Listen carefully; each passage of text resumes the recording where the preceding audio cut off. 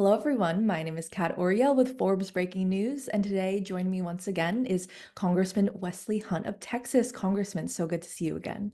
Good to see you as well. Thank you for having me on, as always.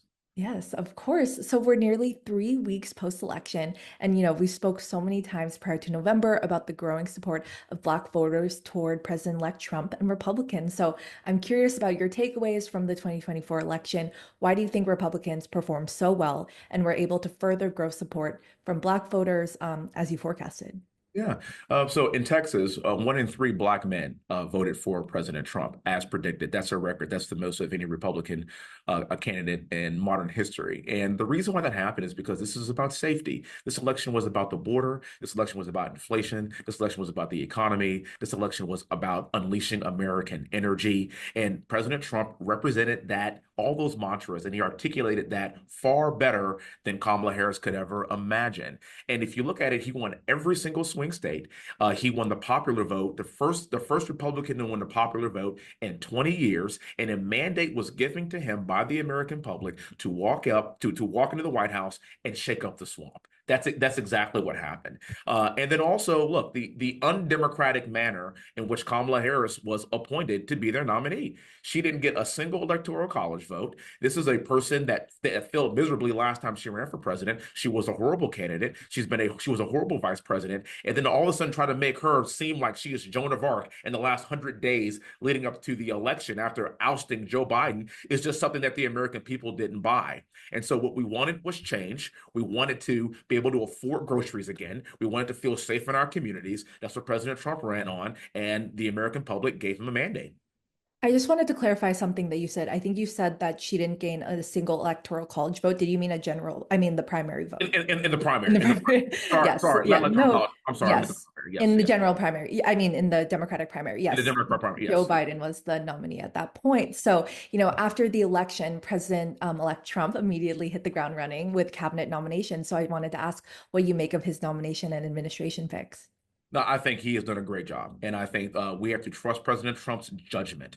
That's the whole point of this. That's why he was given this mandate by the American public. And he has been choosing people that he is going to assemble a team that is going to change things, that change business as usual in DC. That's the whole point of this. And so the Senate should appoint every single person that President Trump recommends. And the reason why we should is because that's what the American people wanted. We don't want business as usual. We don't want the status quo. We want to shake things up so we can get our country back. And so I applaud all of his nominations. I think he's going to continue to do a good job to assemble the best team to put the America First agenda to the top of the list. As you said that the Senate should appoint all of them, but I'm wondering if you have any concerns about the ability for them to actually get confirmed through the Senate, especially after your former colleague in the House Judiciary Committee, former Rep. Matt Gaetz, withdrew as Attorney General nominee last week. Yes, and I was sad to see that. But we also did get Pam Bonnie out of this, and she is going to do an outstanding job. So we have a pretty deep bench. But again, the Senate needs to grow a backbone and realize that President Trump was elected for a reason, and so his picks are the people that he wants to change Washington and change the status quo. And so I would caution against bucking what the American public voted for. So, as you mentioned, yeah, former Florida Attorney General Pam Bonnie is now the pick. So, what would you want to see from her if she is confirmed? Oh my goodness. I want these animals that are in this country illegally, the people that are maiming and killing and hurting our people, that are smuggling fentanyl into our country. I want these people gone. I want them out of here yesterday. And I think that President Trump is going to give her the power and the ability to do just that. President Trump won this election because of our unsecure border and 20 million people entering this country illegally. And so on day one, once she gets confirmed, I think we're going to go after the people that are literally destroying this country from within and send them packing. Mhm. I know immigration is a very important topic to you, and we'll touch on that more in a minute, but you've also been a fierce critic of President Biden's family and their business dealings. Do you want to see President-elect Trump appoint a special counsel to probe them? What President Trump said when I was traveling with him a few weeks ago, he said something that really stuck out to me. He said, Wesley, my success will be my revenge. I don't want to necessarily get into litigating the past. We have a lot of work to do moving forward. And I want every bit of energy going to securing our border, getting inflation in line, getting our economy back, people feeling safe again, avoiding World War III. If President Trump chooses to elect special counsel to go after the Bidens, that's up to him. But what I want to see is a laser focus on what the American public put him back in office to do, as to fix this country. Last question on the cabinet. I'm curious for someone like yourself with a military background, what are your thoughts on the nomination of Fox News contributor Pete Hegseth for Defense Secretary? Yeah, I think I trust President Trump's judgment. Again, he wants to put people in these positions that are going to walk in on day one and shake up the system. We have a lot of bureaucratic bloat in the Pentagon. And so putting somebody in charge of that position, in charge of DOD, that's been a 3 or 4 star general, that's been a bureaucrat for the last 30 years. That's just not the direction that President Trump wants to go into. So not just Pete, but all of these nominations, I feel like are people that could walk in on day one and shake up the system. Only to push back, I just saw recently that his comments about women who should not serve in combat roles. I know that you are very passionate about advocating for all service members. Had a sister who was in the military as well at the same time as you. So, any reaction to that quote? I think we have to take a look at that. Obviously, I have served in combat, flew in Apache side by side with women.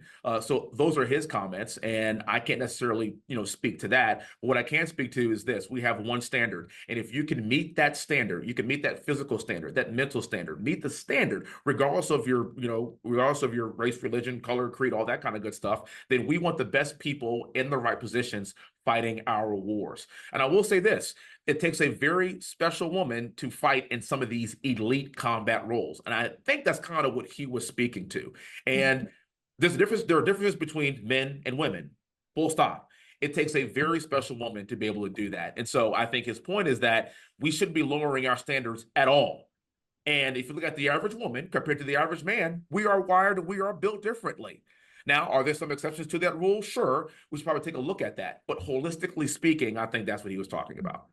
Okay, now switching gears to the House Republicans and the majority that you will maintain in the next Congress. What do the first 100 days look like?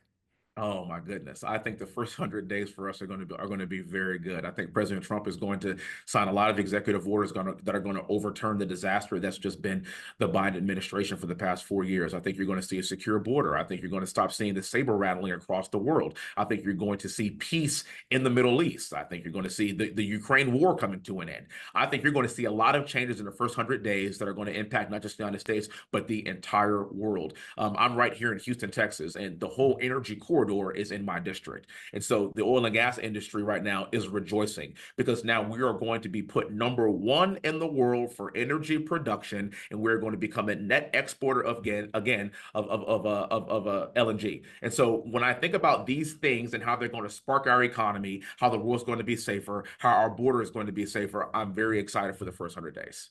When it comes to immigration, President-elect Trump has promised mass deportations. Do you think the military will be used and should it be used? I think there's an issue with that potentially, Pastor Comitatus. So we got to be very careful with how we address this. But the bottom line is this: the people that are killing our fellow Americans, the criminals that we've allowed into this country, have got to be rounded up and shipped out first and foremost. That's number one. And President Trump has been talking about that. He talked about having the largest mass deportation program since Eisenhower. And you know why? Because we've had 20 million people legally enter this country, and they have to go back home. This is not me being mean, or this is not me being not having compassion for people. This is, you broke the law. We have tax-paying Americans that are fitting the bill for a lot of these people that are here illegally, and we can't afford it anymore. And so what President Trump is talking about first and foremost is getting the people that have committed crimes in this country on the top of this list to be deported, and then we'll go from there. Mhm. Another issue that I know is important to you is the economy. What is the GOP plan to lower inflation? At this point, we have to grow our way out of this. Every year we are running a $2 trillion annual deficit. We are almost $36 trillion in debt. There's not enough government spending that you can cut to even begin to cover that. So what are we going to do? We're going to unleash American energy. We are going to lower taxes for average Americans so then they could then reinvest that money back into the economy. And I think we're going to see record growth because that's the only way to get us out of this rut. We have got to stop government bloat and cut that, which I think Elon Musk is going to do a pretty good job of doing, and then grow our way out of it by stimulating our economy. Mhm. Are there any other legislative priorities that I haven't asked you about yet that you want to mention that will be important to you in the next Congress? I think it's also really important. I'm a military guy, and Mhm. getting DEI and getting the woke stuff out of our military is something that's actually very, very important to me. I came into the military, almost, oh my goodness, 25 years ago, 20 years ago when I graduated from West Point. And we weren't having these conversations. We just want the best person that's right for the job in the best place at the right time that wants to serve this nation. And so doing away with those kind of discriminatory actions is something that I'm going to be laser focused on. That, and of course, the oil and gas industry, which is near and dear to my heart. We were able to get a bill signed into law that's beneficial to the oil and gas industry, and I want to continue that work. Yes, if anyone's been watching all of our interviews, I'll never forget when you call yourself the energy congressman of the country. So Right. that has always stuck with me. So my last question for you, House Republicans, as we talked about, have said they have a huge mandate following the election, yet Republicans have just a small majority in the House. President-elect Trump did receive, the popular vote, the majority, but just, it was pretty split election still. How do you square that with the ability to carry out these priorities? And will you be willing to work across the aisle with Democrats to get some of these things passed and compromise?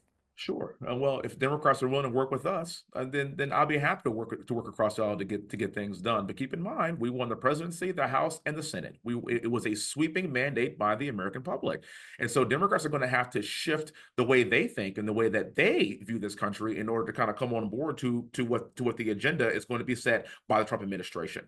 And so, look, I'm willing to work. I'm willing to work with anybody that wants to put America first. I'm here to tell you that. But at the end of the day, we were given all three for a reason, and we're going to act accordingly. Well, thank you so much. Anything else to add as we finish this Congress and this year and head into a new term I next just year? want to wish you a happy Thanksgiving, and thank Ha- you so much for having me Happy on. Thanksgiving, happy holidays if I don't see you before the end of this year. Thank you so much. Thank you very much. You have a great day.